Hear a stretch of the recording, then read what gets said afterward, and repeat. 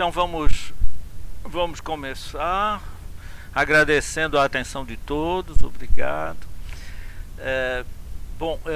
O nosso encontro de hoje diz respeito à estatística, e à estatística nos estudos literários e supostamente também linguísticos. Eu gostaria de, inicialmente, agradecer aqui a presença dos nossos colegas e amigos, Etienne Brunet e o Laurent Vanni, que chegaram ontem de noite a Florianópolis e que já estão aqui de serviço hoje para esse trabalho que começa. Nós vamos voltar a mencioná-los depois, mas cabe desde já que se diga que o vínculo é com a Universidade de Nice, com o CNRS, que é o Centro Nacional de Pesquisa Científica da França, de que o ILF, Instituto de Linguística Francesa, é uma das unidades, e de que o laboratório a que pertencemos, os três, que é o Laboratório Corpos, Bases e Linguagem, é uma das unidades. E é neste laboratório particularmente que são feitos estudos que apelam para os recursos da informática, e com a informática, naturalmente, também modelos matemáticos. A experiência nos mostrou que sempre que a gente fala disso para uma plateia de linguistas e de literatos, a alusão a tais coisas surpreende. Mais alguns, menos outros, mas em todo caso, normalmente é algum tipo de surpresa. Então eu, por isso mesmo, achei por bem fazer essa breve introdução, porque depois vocês vão aqui poder observar em funcionamento uma ferramenta particularmente que se chama Hiperbase, e de que o autor é o Etienne Brunet aqui presente.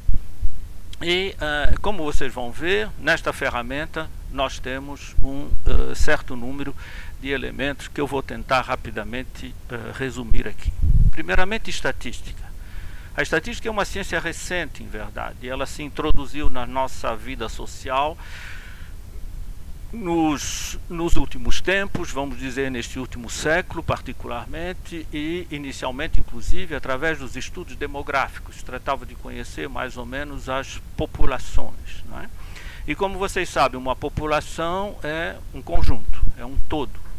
Nós podemos dizer que a cidade de Florianópolis, por exemplo, tem uma certa população, mas essa população é constituída de indivíduos, e cada indivíduo naturalmente tem o seu próprio perfil. E quando nós fazemos estudos então nessa matéria, é porque muitas vezes nós queremos saber qual vai ser o comportamento de uma tal população em tal circunstância, ou porque nós queremos estudar o comportamento de indivíduos que respondam a um certo perfil dentro daquela comunidade. Nós queremos saber, por exemplo, se os indivíduos que têm idade há 20 a 30 anos fazem isso ou aquilo, se eles estudam, se eles trabalham. Recentemente houve um estudo aqui sobre isso, né? Vocês ouviram uns dados sobre isso aí? Não. Em que cerca de 29% dos jovens entre 16 e 29 anos são os nem estudam, nem trabalham. Não é? Eles estão esperando outra coisa. Porque para algumas pessoas, vocês sabem, o trabalho é aquilo que a gente faz quando não tem mais nada para fazer. Não é? Isso existe na vida social. Então, por exemplo, nós queremos observar o comportamento desses indivíduos dentro dessa sociedade. Isso nós vamos chamar de caracteres ou de critérios. Ora, se nós quisermos chegar ao texto, que é o que aqui nos interessa, o texto é tudo, linguisticamente falando, tudo é texto. Não é? Do ponto de vista da literatura, nós muitas vezes falamos do texto literário, não é? E dizemos que um romance ou que um poema, etc., são textos literários. São critérios. Tá bem? Mas ao dizer texto literário, eu me refiro a um gênero. Ao dizer poesia, eu me refiro a um gênero dentro do gênero. Ao dizer romance, eu me refiro a um outro gênero dentro do gênero. Ora, o que é um texto? Um texto é um todo, é um conjunto, que tem o seu início e tem o seu fim. E dentro desse texto há unidades, que eu vou chamar de unidades de texto ou unidades de vocabulário, e que são esses indivíduos de que eu quero observar o comportamento, não é isso? Daí a aproximação que se faz com aqueles elementos a que eu fazia alusão há pouco. Nós temos, em verdade, uma população e temos indivíduos que nós queremos observar o comportamento. E nós vamos, então, como se fez nos primeiros tempos, apelar, por exemplo, para recursos básicos, que vão da percentagem até os cálculos de probabilidade, não é isso? Os cálculos de probabilidade, qual é a probabilidade para que um indivíduo hoje que tem entre 16 e 29 anos e que é nem, venha a deixar de ser nem quando estiver com 35 anos de idade, por exemplo, ou com 55, né? Mais precoce. Então, eu quero, por exemplo, medir essa probabilidade aí, tá bem? Isso são cálculos de probabilidade. Para isso nós temos que entrar um pouco no raciocínio dessa questão. Nós estávamos conversando aqui sobre essas questões há pouco e dizíamos que é muito interessante para quem trabalha com essas coisas eventualmente já ter visto muitas vezes como é que funciona um computador, ou ter olhado um pouquinho mais de perto, né, o que é um cálculo justamente de probabilidade, porque nós todos falamos disso no cotidiano, né? Todo mundo fala disso, a gente ouve coisas aí no rádio, justamente essas coisas aí do neném a que acabo de fazer alusão, etc. Essas coisas estão na vida social, mas não é porque elas estão na vida social que nós temos um domínio dessas coisas, não é? São coisas que circulam, mas de que eu não tenho eventualmente um exato conhecimento. É o que mais ou menos se pretende extirpar ou no mínimo reduzir quando a gente apela então para métodos mais eficazes e que permitem com um maior grau de certeza, digamos assim, medir o comportamento dos indivíduos dentro de uma população dada. A nossa população, no caso, mais uma vez digo, quando estamos em estudos linguísticos ou literários, é o texto. O texto é uma população. Eu posso comparar essa população com uma outra população, não é? Um romance com outro romance, as obras de um escritor com as obras de um outro escritor, por exemplo. Nesse caso eu vou constituir aquilo a que nós vamos usar o nome de corpus, não é? Um corpus de trabalho, por exemplo. Porque a estatística, forçosamente, e pelo que nós vimos aqui até agora, só funciona através de comparações, não é? Eu preciso de um outro para saber quem eu sou, no fundo, né? Nessa história. Tá bem? Então vamos ver. Eu fiz alusão à palavra. Aí vem a questão da problematização. Quer dizer, uma unidade de texto e tal é uma palavra, ou uma unidade de vocabulário.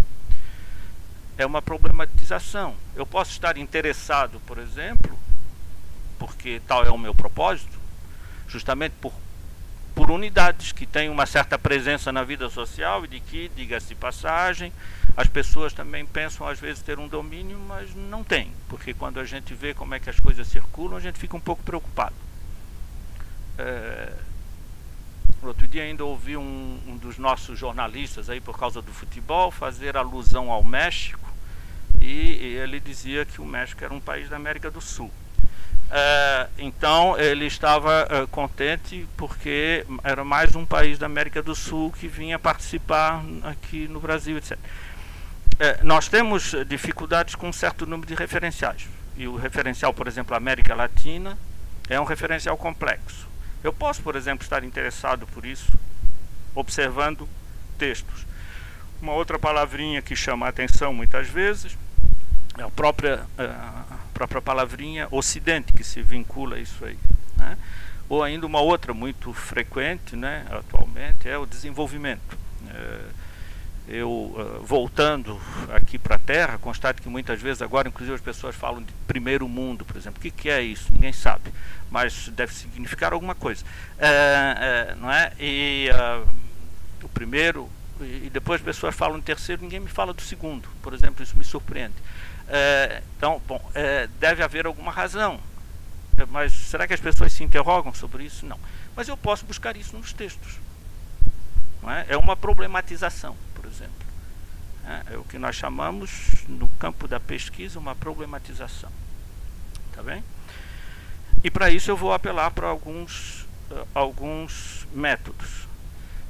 Uma vez estava eu com um colega, professor de língua, numa das nossas universidades da França, e eu tinha feito uma apresentação lá de um trabalho com estatísticas, e depois ele veio me dizer, mas para que isso serve? E é por isso que hoje eu quis falar aqui um pouquinho para vocês antes da fala dos meus colegas e amigos. Para que isso serve? Aí, bom, eu disse, olha, há aspectos gerais. Ele disse, então você quer dizer que quando um aluno meu me diz eu sou estudante, ele está usando estatística? E ele ficou bastante descontente, efetivamente, com aquela ideia de que pudesse haver estatística naquela simples frase. Ele tinha toda a razão. O estudante que diz aquilo não está de modo nenhum pensando em estatística. Mas eu tinha razão também. Porque, em verdade, quando eu digo eu sou estudante, provavelmente eu estou num discurso de primeira pessoa, falado. Se eu estou na fala, eu estou num discurso que é mais verbal. A minha frase é mais curta. Provavelmente eu estou em diálogo.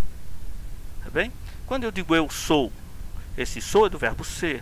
Há sempre mais probabilidade no sistema para que a gente utilize o verbo ser do que qualquer outro verbo, porque muito simplesmente o verbo ser é o verbo mais frequente da língua portuguesa.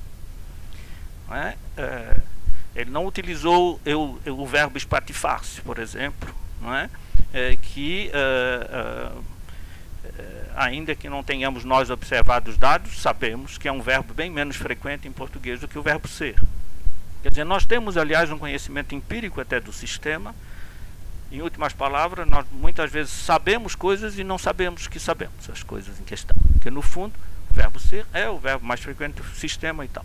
Quando eu utilizo esse verbo, eu provavelmente, justamente, estou num discurso de tipo fala, por exemplo.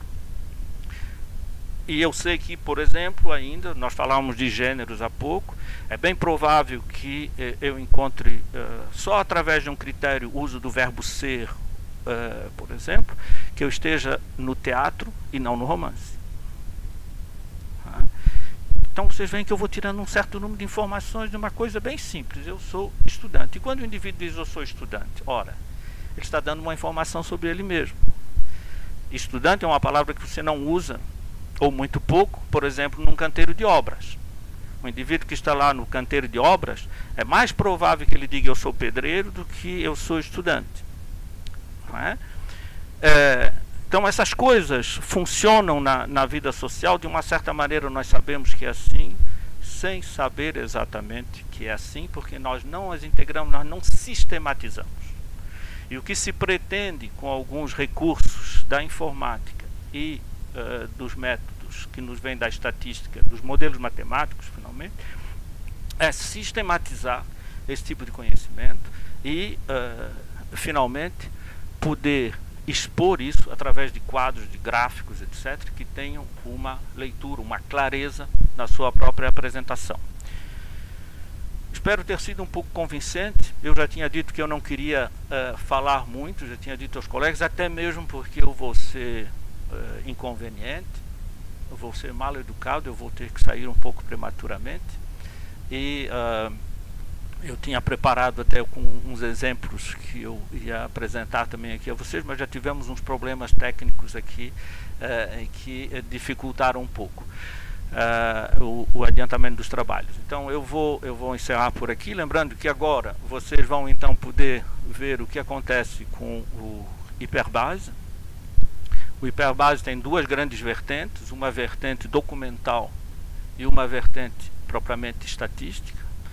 e dentro dessas duas vertentes vocês vão ver que há muitas funções que podem ser úteis para as pessoas que, como vocês, estudam, trabalham com os textos. E eu fico também aqui à disposição, né, para ajudar as pessoas. Os meus colegas vão se exprimir em francês e se vocês tiverem dificuldades, vocês pedem aí às pessoas, não é, bem competentes na matéria e que vão resolver o assunto também, tá? Muito obrigado. Eu passo agora então a palavra ao Etienne Brunet primeiramente.